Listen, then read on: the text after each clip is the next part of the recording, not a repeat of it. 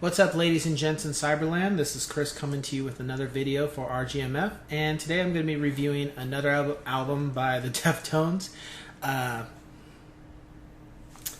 Saturday Night Wrist. So, this is Deftones' fifth album. It came out in 2006, and I would say it didn't come off as too experimental. However, what I did mention about things were kind of bubbling in regards to relationships and issues and stuff was really coming full throttle. At the time, the band was just starting to have a lot of dysfunction. It wasn't becoming cohesive anymore. For whatever reason, could have been ego, could have been drugs, could have just been... the members may have been having problems outside of the band, and it was just, we're all human. We're not always having good days, or we're gonna have bad days too. But maybe with the recording of this album, it just got to be way too negative, way too much, and in a way, it was almost like I think with Saturday Night Wrist, the band came to a fork in the road, where either we're going to continue or we're going to quit. It had gotten to that point just because there was just so much stuff to where each member was having problems to a degree, or maybe not, but the fact is Chino was having problems. Things were just not going well with him and the other members, and I believe Chi had mentioned at one point that they were having issues with him. I don't know if all the other members talked about it, but I remember it was talked about. It was funny too, because I remember when I worked at this ice cream shop in Shoreline Village, there was this guard that he was a security guard, and he actually knew, I don't think he personally knew the members, but he knew about the band. And I think during that time, they maybe had performed in Long Beach at one point or another. And it's funny because he mentioned that he didn't say who the members were. He just said the big dick is being a dick to the little dick. And I was just like, I didn't get that. He said they were both cool guys, but that was his way of wording it. And now when I think about it, after seeing that video years later, I think it was Chi was having a problem with Chino. And I think that's where a lot of the problem was with the recording of the album. And I think one of the last songs that was recorded was Hole in the Earth. But if you listen to that song, it first starts with, "Can you explain to me how you're so evil?" And I'm just like, I wonder, and there was a lot of songs on there that was almost like talking about leaving the... I think Saturday Night Wrist was an album that was a lot of... it wasn't... it didn't flow. There was tracks that just... It almost felt like it was a bunch of songs just put together on an album just to get an album out. The record label also wanted the album to be out because they felt that the Deftones subtitle didn't make as much as it could have. But I also don't. But I think that was just because the cohesiveness in the band was just not there as it was with Around the Fur and White Pony. At least for me, listening to those albums.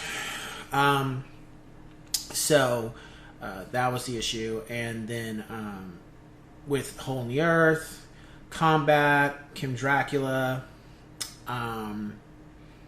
Beware. No, not Beware. But Rapture and another song, Xerxes, I think it was called Xerxes. If that's the right way you say it. Those songs, and of course Hole in the Earth, those songs really kind of give an idea that this album was being made and that there was a lot of problems in the band. And it was the lyrics were pointing that out. Now, that can also be up to interpretation, but what I noticed about those songs in particular, the theme of each one of those songs was about leaving or going somewhere else or not being bothered with a specific person or specific situation. To me now, when I first got the album, by this time I was into Deftones. When I first got the album, I was kind of like, okay. It was flowing. It wasn't full like every single song I immediately clicked with, but also I didn't feel. I liked it to an extent better than the last album, the self-titled, but I also didn't feel that the cohesiveness for that album was there. It kind of felt like there was something going on, you know, some issues, and now we know that when you look at on it, and when they talk about it too, that was like the straw that broke the camel's back. Like that was literally the beginning of where there weren't going to be any more Deftones music after this. So it's not a bad album. I do. There is a song on there I do not like. It's I think it's called Pink Cell Phone. I don't like it. It's not necessarily. I mean, I'll listen to it, but I don't care for it only because of the female that starts talking and the stuff she starts talking about. It's like, you know what? I don't want to hear that shit. Like the sexual, all that, you know, the graphic nature of that song. I just didn't care for it. I was like, what's the point? Like, what was the point? You know. Also, this album had a first instrumental for the band, and the funny thing is what it's called: up, up, down, down, left, right, B A, select, start. I think that's the Nintendo code we got for Contra. I think that's the full code, but it's written to where you wouldn't think that unless you're like a gamer. You catch. So I was like, oh, okay, cool. So that's what they're instrumental, and then overall, it's a weird album to me. It's a good album. I don't rank it higher than a lot of their later works too, or before that. I do rank it higher.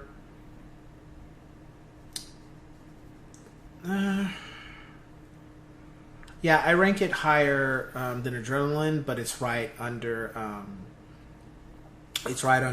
self-titled. And the reason why is so I'd give it 4 out of 4 yes sirs, but I feel it just wasn't as cohesive as the later works that came after it, especially Diamond Eyes. Diamond Eyes was the next album after this, and that was a huge step in a different direction and a better direction, but that's neither here nor there. It just felt, when retrospect, when I still listen to it now, you can tell it was just like, it was a dark place for the band, and it just didn't correlate as well as it could have. And the really sad thing about it too is it's the last time that we heard Chi Chang play, because not too long after that,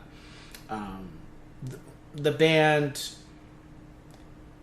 reconciled their differences and came to the conclusion they still want to continue. They made up and they all put themselves in a better positive vibe. But unfortunately, recording Eros, an album that I really, really hope we get at some point, if not, at least just get to listen to the songs that were recorded. During that recording, Chi got in a car accident and was thrown from the car, and he was kind of in a comatose state for a long time. And a few years ago, unfortunately, he passed away. And a lot of the members, not just the band, but people who knew Chi, they did a song for him as a memory to him. But it just sucks because this was the last time we get to hear Chi, besides the song called "Smile" that got released by Chino online. Apparently, that outside of that, that's the last time we get to hear his work because he's no longer among us. And I really think the band should release, even if it was just 3 or 4 tracks, I think the band should release it regardless of what, maybe whether the fans like it or not. Just release it because it was the last recordings that Chi, at least release the songs that were last done with Chi, so the fans get to hear the last stuff Chi did.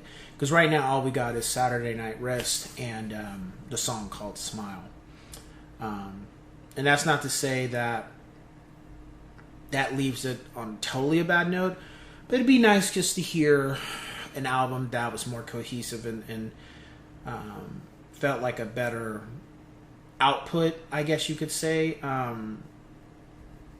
than what we got with Saturday Night Rest. Maybe there's some songs that are really a lot greater, a lot better written, and just from guitars to the instruments, the lyricism, just the way the songs go. Maybe there's some songs that we haven't listened to that are with Chi that are better than what we got on Saturday Night Wrist. I don't know. They could be actually worse. You know, I think Smile is a good song, but right now, outside of that and Saturday Night Wrist, it's pretty much the last time we're going to hear, at least for now, what Chi did.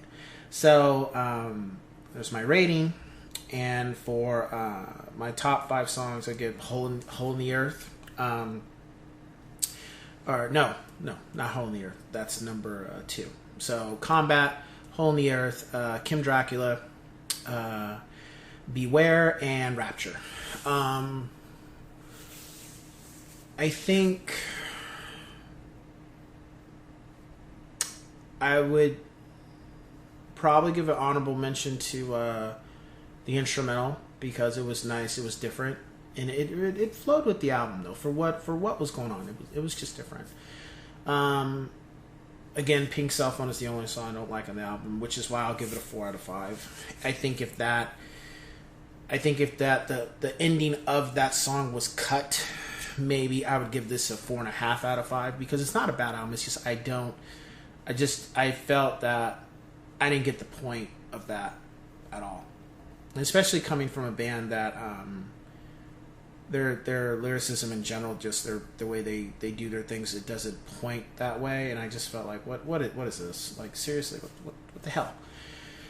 So, that's my review. And yeah, if you're gonna check out Deftones, I wouldn't advise checking out this album unless you just want to go through and just get an understanding of the band in general. If you've already got other albums by them, I would say check it out. But if I would say, oh, that's the first time you want to listen to this, absolutely not. It's not one of those albums where it's like, it's not Around the Fur, it's not White Pony, it's not even a Koi no Yoken, it's not even a Diamond Eyes, it's not even a Gore, and Gore was, and that's a whole nother review, but it's just, it's not a bad album, it's just, that's not the album I would refer to people who want to get into Deftones. That's not the first album, that's not even the third or fourth album, I would say, just because the drama around making that album. So yeah, so let's just cue the music.